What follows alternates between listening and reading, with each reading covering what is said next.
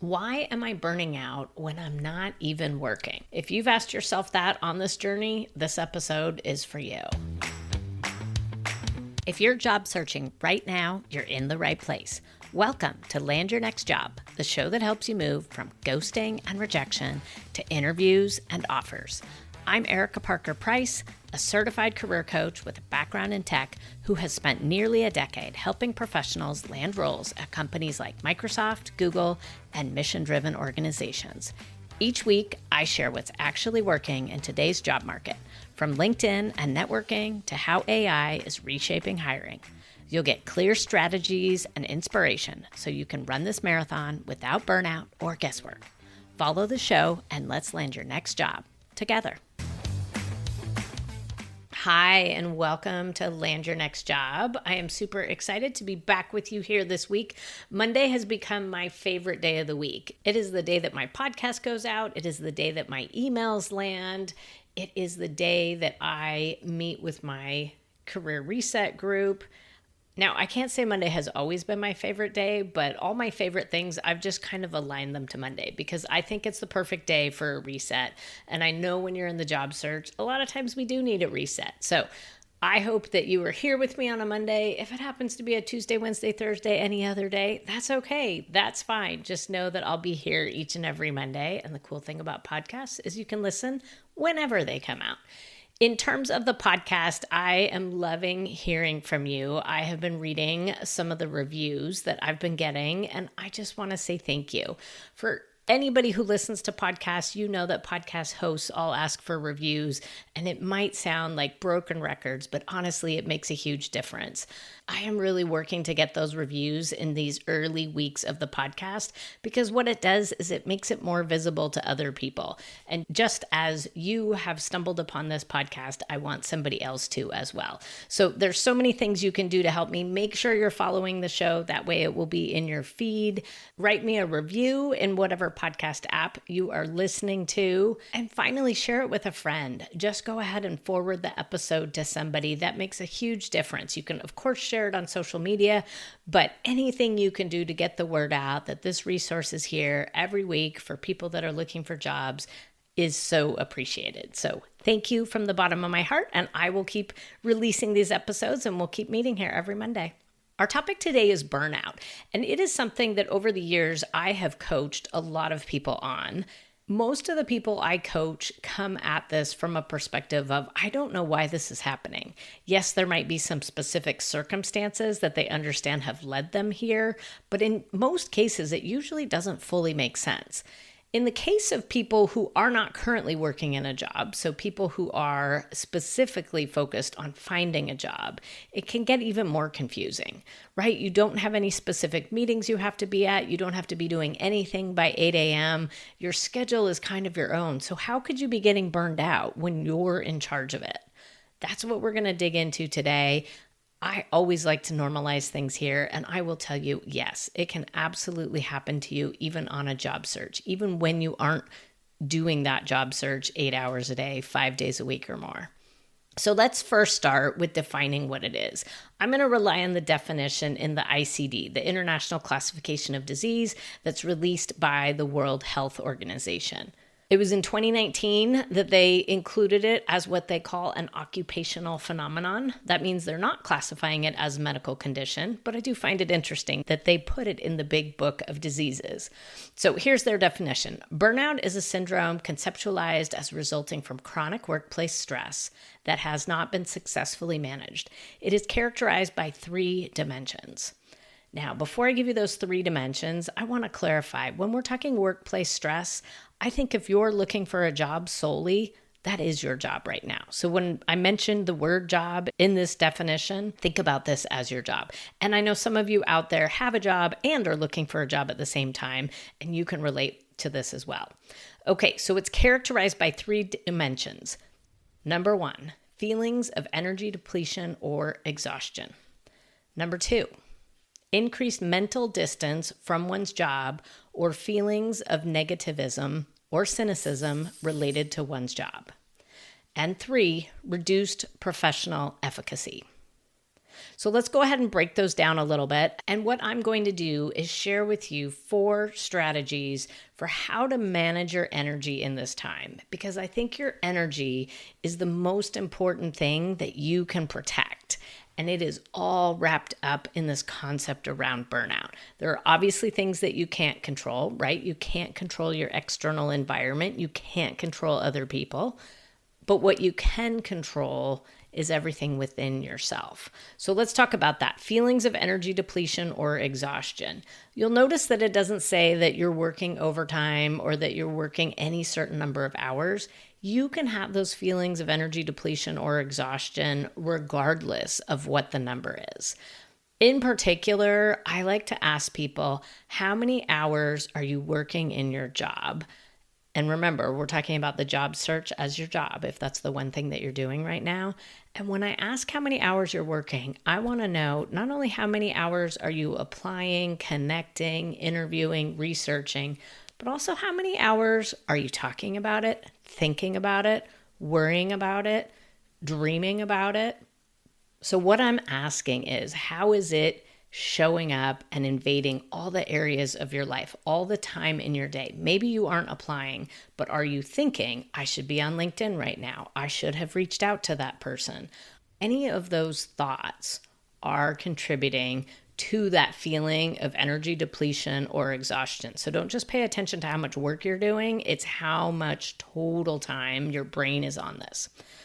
The second piece here is increased mental distance from your job or feelings of negativism or cynicism related to that. Now, in particular, increased mental distance from the job, I think by nature that shows up in the job search, right? You are not doing the job that you were previously doing. There isn't a specific name job that you're doing other than searching, which is a very general term. And you're getting very little feedback. That's one of the biggest complaints that I hear, is that people that are looking for jobs are putting all this time and effort into it, and what they get back is silence. What they get back is just a quick little rejection email that doesn't tell you a darn thing about what you could do better next time. So that increased mental distance is almost by nature built into the system. And then reduced professional efficacy. In the job search, the majority of what you get just by nature, by how the whole thing works, is going to be rejection, right? If you were getting accepted to every single job, you wouldn't apply to very many, right? You'd go out, you'd apply to 3, you'd get job offers, and then you'd be done. That's not the way the numbers work in today's market. So in terms of having successful feedback, you apply for a job, somebody gives you feedback, invites you to an interview. That's the rarity amongst the applications that you'll send out.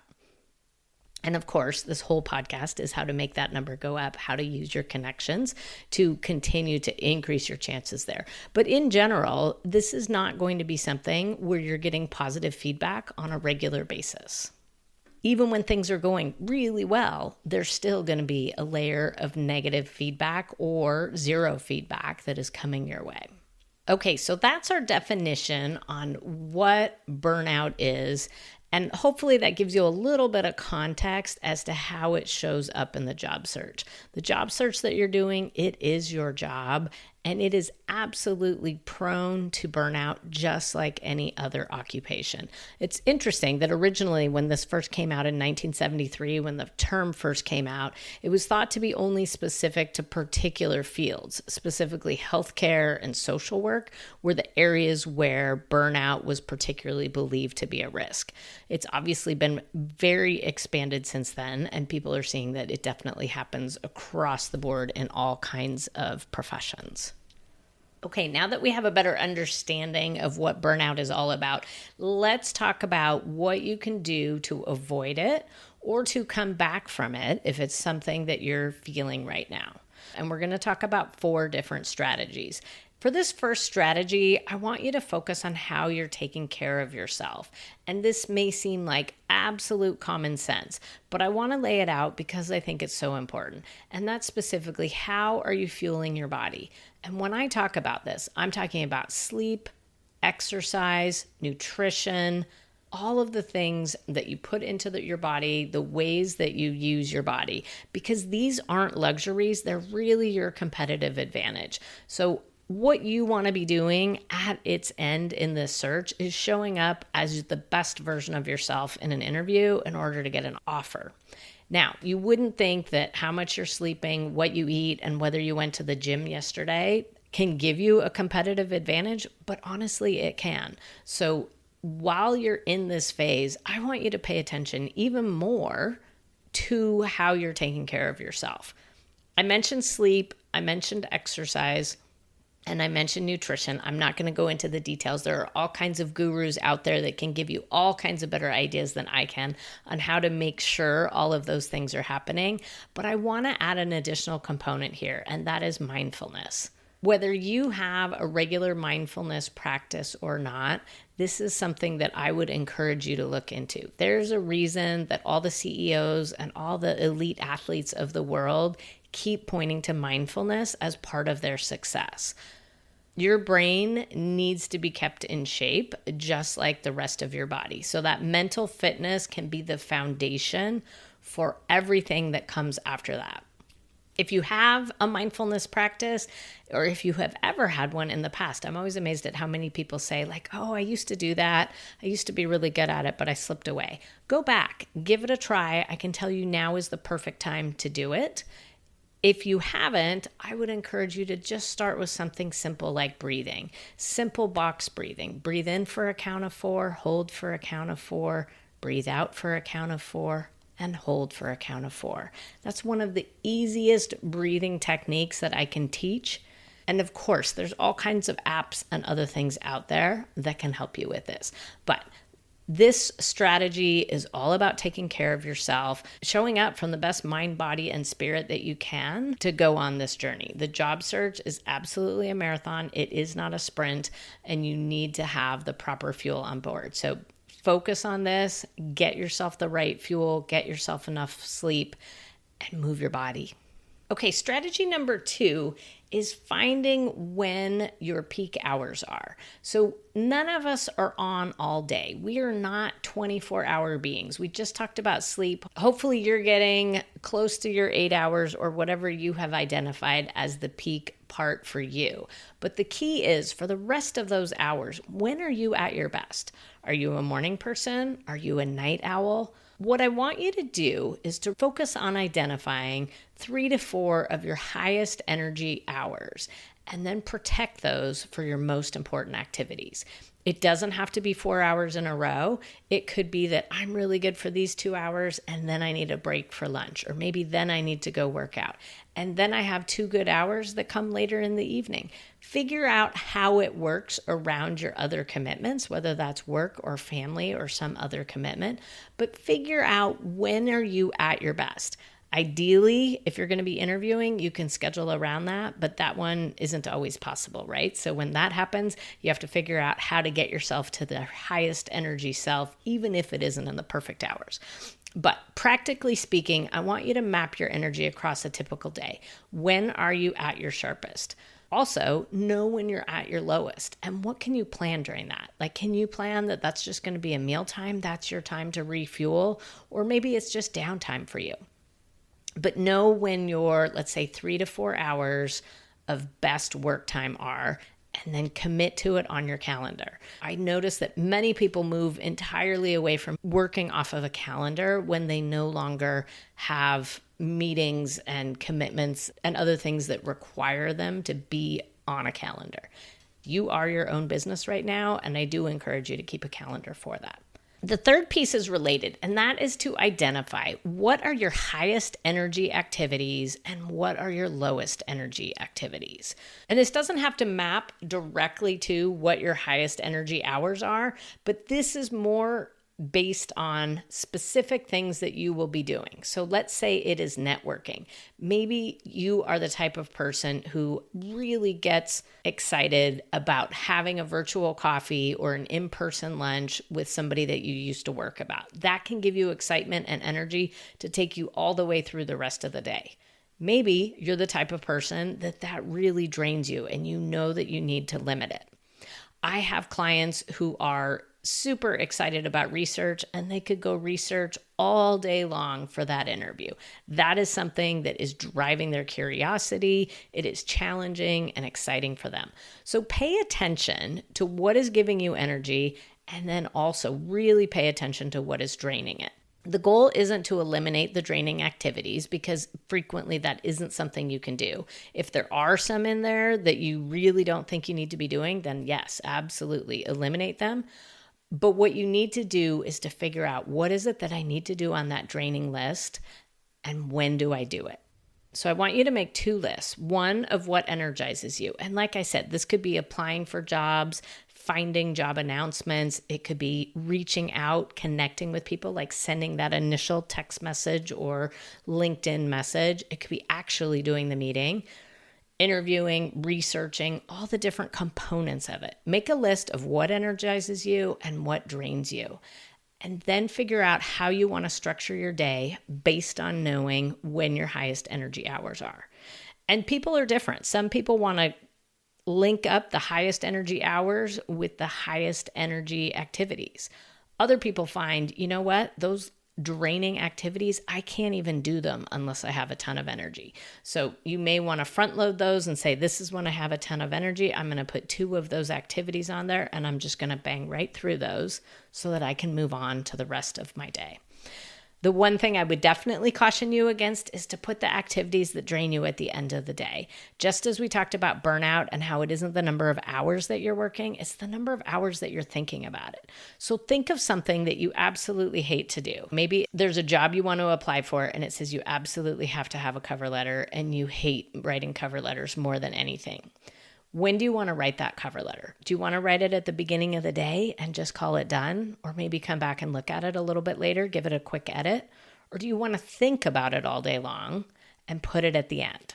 Now, the reason that I say that is because if you compare those, how many hours it takes to do that cover letter, if you get it done at the beginning of the day, versus how many hours you spent thinking about it, not doing it, and then eventually doing it, or procrastinating and moving to the next day, in the second scenario, you're going to find that that procrastination is just depleting your energy all day long. So it isn't just the cover letter that is affected by it, it's everything, because your energy is just continuing to get drained.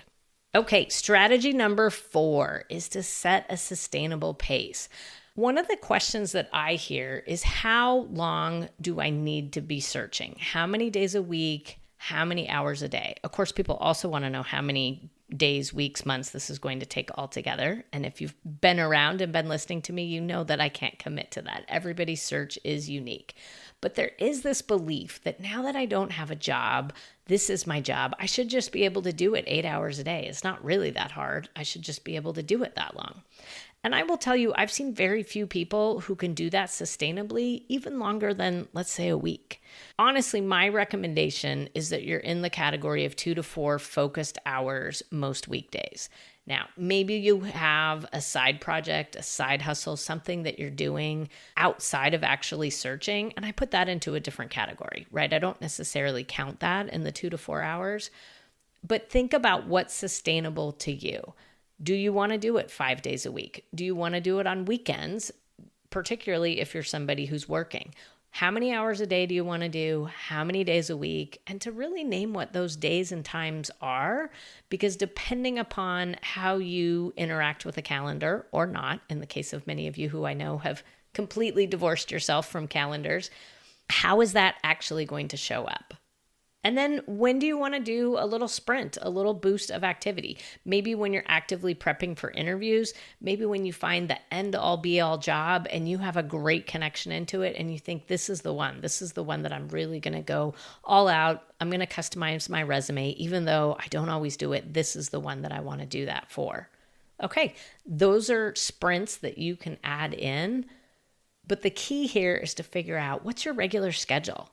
It might even be helpful to your friends and family to understand what that regular schedule is.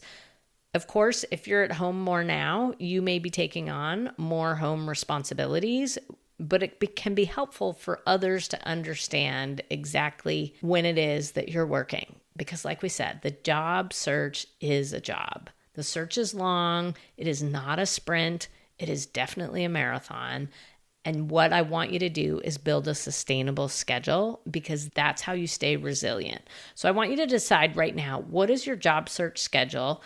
And let's say, give it a try for a week. So for the next week, this is what I'm going to do. Monday, Tuesday, Wednesday, Thursday, Friday. This is how I'm mapping it out. Like I said, some of you may decide, I have other things that are going on during the week and I want to do my sprints on the weekend. Okay, that all works. But the thing is to choose it, commit to it, put it on your calendar, and then at the end of the week, really pay attention to how it went. And I think it's worth taking that time to review and notice what got in your way. Did you tend to go longer? Did you tend to have a hard time sustaining that long? Maybe your blocks were too long. Maybe you had a 4-hour block and you really need to have 2-hour blocks. Maybe you only want to do it an hour at a time. All kinds of different possibilities. And of course, you're going to have other things that come up, right? Maybe that person that you've been wanting to connect to suddenly is available and it's not in your work time. In regards to that, I encourage people to be as flexible as they can. If somebody's willing to give you some of their time and space, I encourage you to be flexible. So yes, it doesn't mean you have to be rigid and say, hey, I can't take an interview because that's not the time that I set aside. Of course, you're going to be flexible for that. But pay attention to how it's impacting you and any adjustments that you might need to make. Okay, so we started this out talking about burnout. I do believe that it's real, not only in the working environment, but also in the job search. And part of that is because of the lack of feedback that you're getting and just the exhaustion that you can feel from this continuous journey without a very clear end in sight. Nobody has a date when their job search is going to end. That's, of course, what we are all looking for. Okay, those are my 4 strategies. I hope that you found a piece in there that you can take with you this week. Something practical that you can start doing that is going to keep this search sustainable. I want to add that one of the biggest causes of burnout in the job search is isolation, that feeling that no one around you understands what this is actually like. And as well-meaning as your family and friends may be, they really might not understand. They may not have been there. And that's exactly why I built the Career Reset program. It's a place where I teach my framework, I coach you, and I surround you with a community of other people who really understand. I've coached hundreds of people, and I can tell you the ones who make it to the offer are not the ones who are putting in the most hours. They are the ones who set a sustainable plan and they kept going. Keeping going, staying on track requires protecting your energy. So give yourself a gift. Figure out how you can protect your energy. It is honestly going to be different for each of you. But once you understand that, it gives you something that you can honor and something that you can share. Thank you for being here this week. Now go out and have a great week. I'm sending all the energy across the podcast waves. That's a wrap for this week on Land Your Next Job. If this episode helped, please leave a quick review and subscribe wherever you listen. Share it with a friend in transition, and I'll see you next Monday. Let's land your next job together.